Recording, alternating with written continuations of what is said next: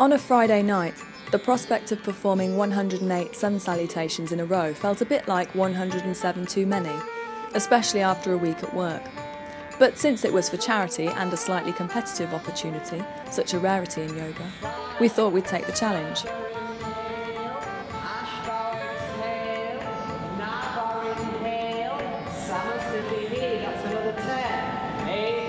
Over 100 Manchester yogis turned out, armed with buffet offerings for the post-salute Great 108 buffet.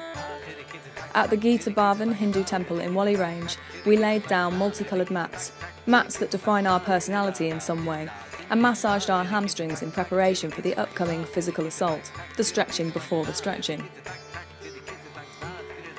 According to the ancient texts of Vedic philosophy, the number 1 refers to the divine, 0 the emptiness or completeness of being, whilst 8 refers to infinity. The number 108 therefore represents the basis of existence. The performance of 108 sun salutations is a collective process of connecting with the mechanics of the universe for a cause at the beginning of each season, or it's a very good way of making you feel as if you're inside a perpetual yogic washing machine. Some people were planning on going the distance, the full 108. Others were finding partners for a relay 108 attempt, 10 salutations each.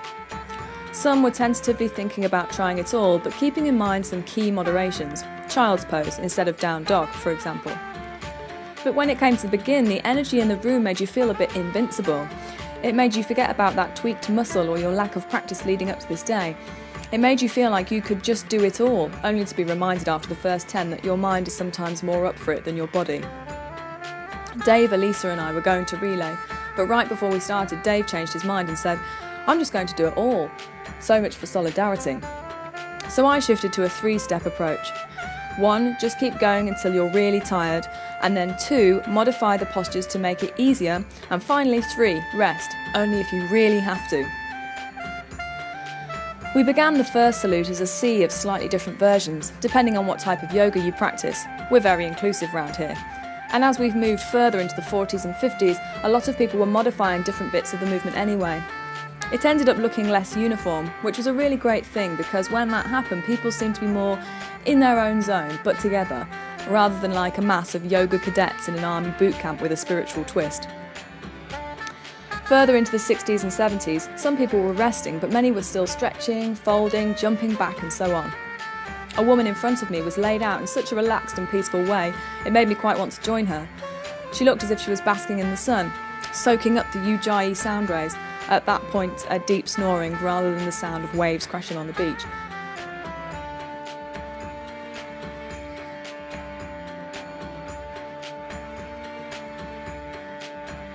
As the final salute happened, a sweep of relief travelled across the room. The head musician hit a cosmic A-sharp and we began a 5-minute group Om. Slightly less beautiful after 90 minutes of exercise, but still a deep and satisfying mixture of low humming as our pulses relax and a round of applause fills the hall. The music continued as some people rested, whilst most filled the room with talk of their experience and tuck into the food. Charlotte, who is next to me, is coming around. She says she feels a little floaty. As this light-headedness begins to lift from people in the hall, louder talk fills the room, muffled under the sound of the instruments. Despite my initial uncertainty, by the end I was really proud to have done it and got through it all with some moderations. It felt great to be part of such a fantastic event.